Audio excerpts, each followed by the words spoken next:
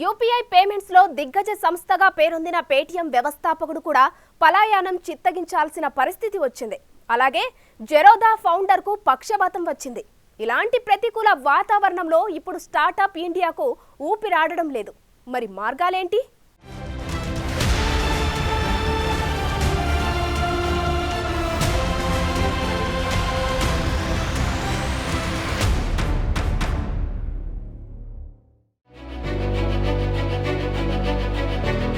Paytm దీనావస్థలో ఉంది. ఇటీవల RBI నిర్ణయంతో 50 మిలియన్ల ఖాతాదారులున్న పేమెంట్స్ బ్యాంకు 300 మిలియన్ వాలెట్లు, ఫాస్టాగ్ యూనిట్ల విభాగంలో అగ్రగామిగా ఉన్న సంస్థకు భారీ దెబ్బ తగిలింది. భారతదేశ నియంత్రణ చరిత్రలో ఒక ఆర్థిక రంగ సంస్థ ఇలా నిరంతరం పర్యవేక్షణ ఆందోళనలో కొట్టుమిట్టాడటం చాలా అరుదుగా కనిపిస్తుంది.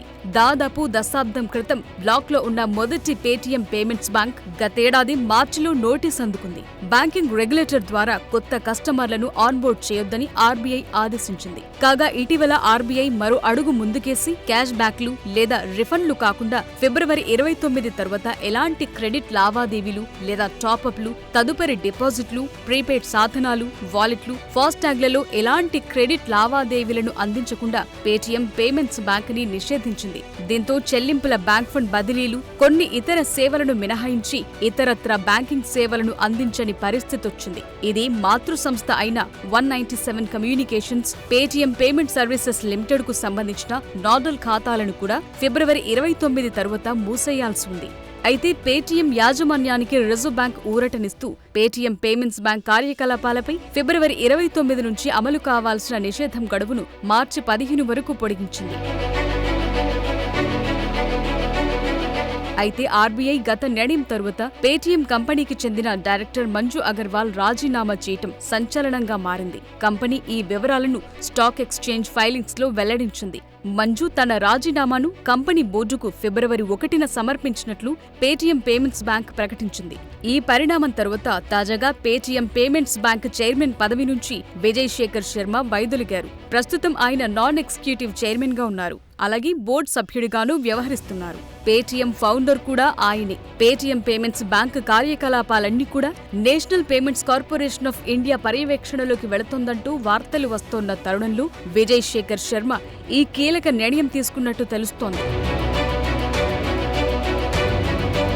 ప్రముఖ స్టాక్ బ్రోకరేజ్ సంస్థ జెరోదా సహ వ్యవస్థాపకుడు, కంపెనీ సీఈఓ నితిన్ కామత్ ఇటీవల అనారోగ్యానికి గురయ్యారు. కొద్ది వారాల క్రితం తనకు పాక్షిక పక్షవాతం వచ్చినట్లు ఆయన సోషల్ మీడియా వేదికగా వెల్లడించారు. మా నాన్న మరణం, నిద్రలేమి, తీవ్ర మానసిక అలసట, డీహైడ్రేషన్, పని ఒత్తిడి వీటిల్లో ఏదో ఒకటి నా అనారోగ్యానికి కారణం కావచ్చు అని వెల్లడించారు. పని ఒత్తిడిని తగ్గించుకోవాలని వైద్యులు సూచించినట్టు నితిన్ పేర్కొన్నాడు. అయితే దేశంలో సరికొత్త ఆవిష్కరణలు, స్టార్టప్ల కోసం బలమైన పర్యావరణ వ్యవస్థను నిర్మించడానికి అవసరమైన చర్యలపై కేంద్ర ప్రభుత్వానికి సలహా ఇచ్చే నేషనల్ స్టార్టప్ అడ్వైజరీ కౌన్సిల్లో నితిన్ కామత్ ఉన్నారు. స్టార్టప్ల కోసం భారత్ తన దేశీయ మూలధనాన్ని అన్లాక్ చేయాల్సిన అవసరం ఉందని నితిన్ చెప్తున్నారు. విదేశీ మూలధనంపై ఆధారపడటాన్ని తగ్గించేందుకు తాను కృషి చేస్తానని, స్వదేశంలో స్టార్టప్లకు మద్దతుగా భారతీయులను ప్రోత్సహిస్తానని అంటున్నారు. స్టార్టప్ల కోసం దేశీయ మూలధనాన్ని విడుదల చేయటం, విదేశీ మూలధనంపై ఆధారపడటాన్ని తగ్గించటం, భారతీయ స్టార్టప్లకు భారతీయులు మద్దతునివ్వటమేనని నితిన్ పలు సందర్భాల్లో వెల్లడించారు. అయితే ఇప్పుడు పరిస్థితి దానికి విరుద్ధంగా కనిపిస్తుందనటంలో సందేహం లేదు. ప్రధాని నరేంద్ర మోదీ ప్రభుత్వం ఏర్పడిన కొద్ది కాలానికే స్టార్టప్ ఇండియాను ఎంతో ఆర్భాటంగా ప్రకటించారు. కొత్త ఆవిష్కరణలకు ఊతమిస్తామని హామీ ఇచ్చిన మోదీ ప్రభుత్వం ఆ తరువాత స్టార్టప్ల బాగోగులు పట్టించుకోవటంలో, ఫండింగ్ కల్పించడంలో విఫలమయ్యారనే విమర్శలు కూడా ఎదుర్కొన్నారు. కేంద్రం నుంచి ఆశించిన స్థాయిలో చేయూత లేకపోవడంతో స్టార్టప్ కంపెనీల్లో పెట్టుబడులు అంతకంతకు తగ్గుముఖం పట్టాయి. గడిచిన 5 ఏళ్లలో ఎన్నడూ లేనంతగా పెట్టుబడులు క్షీణించటమే దీనికి రుజువు. ఇండియన్ స్టార్టప్ కంపెనీల్లో పెట్టుబడులు 12,474 కోట్లకు పడిపోయినట్టు గతంలో మార్కెట్ ఇంటెలిజెన్స్ ప్లాట్ఫామ్ ట్రాక్సన్ ఒక నివేదికలో వెల్లడించింది. పెట్టుబడుల్లో 54% మేర క్షీణత నమోదైనట్టు వివరించింది. ఫండింగ్కు సంబంధించి 48% క్షీణించడం ప్రస్తుత పరిస్థితులకు అద్దం పడుతున్నట్లు తెలుస్తోంది.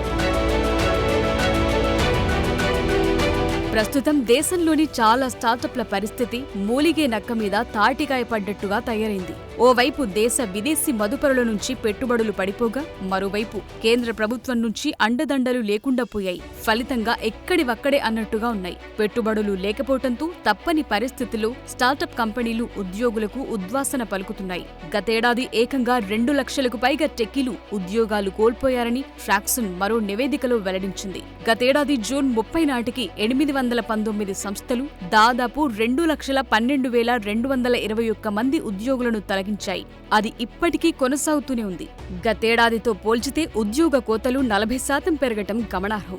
మోదీ సర్కార్ 2015లో స్టార్టప్ ఇండియా స్కీమ్ను ప్రకటించినప్పటి నుండి 9 ఏళ్లలోనే దాదాపు 65% వరకు స్టార్టప్లు మూతబడ్డట్టు నివేదికలు చెప్తున్నాయి. భారతీయుల్లో పారిశ్రామిక తత్వం ప్రాచీన కాలం నుంచే వస్తుందని, అదే మన దేశానికి బలమని అభివర్ణించిన ఆర్థిక శాఖ మంత్రి నిర్మలా సీతారామన్ వారి కోసం ఏం చేస్తున్నామన్నది మాత్రం విస్మరించారని విశ్లేషకులు పలుమార్లు పేర్కొన్నారు. అలాగే ప్రస్తుత యువత ఉద్యోగాలు చేసేవారుగా మిగిలిపోవటం లేదని, వారు ఉద్యోగాలిచ్చేవారిగా ఎదుగుతున్నారని ఎప్పటికప్పుడు కితాబునిస్తూ నెట్టుకొస్తున్నారు.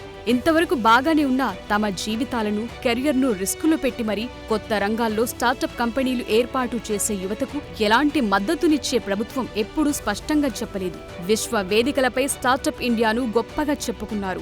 నాబార్డ్, సిడ్బీ నేతృత్వంలో కూడా వెంచర్ క్యాపిటల్ ఫండ్స్ ఏర్పాటు చేశారు. స్టార్టప్ల కోసం ఏకంగా 1,000 కోట్లలో ఫండ్ ఏర్పాటు చేస్తామంటూ ప్రతిసారి బడ్జెట్ సెషన్స్ లో ప్రకటించడంతోనే సరిపోతుంది. ఆచరణలో ఆ ఫండ్ ఏమైందో మాత్రం అంతుపట్టడం లేదు. పరిస్థితి ఇలా ఉంటే ఇటీవల మధ్యంతర బడ్జెట్లో ప్రభుత్వం చేతులు దులుపుకోవటం స్టార్టప్ కంపెనీలకు మింగుడు పడటం లేదు. ప్రపంచంలోనే అత్యధిక సంఖ్యలో స్టార్టప్ కంపెనీలు ఏర్పాటవుతున్న దేశాల్లో ఇండియా 3వ స్థానంలో నిలుస్తోంది. అమెరికా, చైనా తరువాత భారత్ సగర్వంగా కొత్త ఆవిష్కరణలకు, నవకల్పనలకు, టెక్నాలజీలు కేంద్ర బిందువుగా మారుతుంది. ఇప్పటికే సుమారు 10,000 రిజిస్టర్డ్ స్టార్టప్ కంపెనీలు, 50,000కు పైగా అన్ రిజిస్టర్డ్ స్టార్టప్ కంపెనీలు ఇండియాలో కార్యకలాపాలు సాగిస్తున్నాయి. ప్రస్తుతం మద్దతు నామమాత్రంగానే ఉన్నప్పటికీ ప్రైవేట్ పెట్టుబడుల రాకతో పాటు సొంత నిధుల సాయంతో కంపెనీలు సాహసాలు చేస్తున్నాయి. నోట్ల రద్దు తరువాత వచ్చిన జీఎస్టీ ఇబ్బందులు, ఆర్థిక మాంద్యం, ఆర్థిక మందగమనం వెంటాడుతున్న దేశాన్ని ఉద్ధరించాలన్న దృఢమైన సంకల్పంతో ముందుకొచ్చే స్టార్టప్ కంపెనీలకు మొండి చేయి చూపటం ప్రభుత్వానికి తగదని నిపుణులు వ్యాఖ్యానిస్తున్నారు. ఇక ఇప్పటికైనా ప్రభుత్వం మేల్కోకపోతే ఈ రంగంలో యువతను ఆకర్షించటం కష్టమవుతుందని అంటున్నారు. స్టార్టప్ కంపెనీలు లేకపోతే చదువులు పూర్తి చేసిన ప్రతి ఒక్కరికి ప్రభుత్వం, ప్రైవేట్ రంగం ఉపాధి కల్పించలేదనే వాస్తవాన్ని గుర్తిస్తూ తగు చర్యలు తీసుకోవాల్సిందిగా కోరుతున్నారు.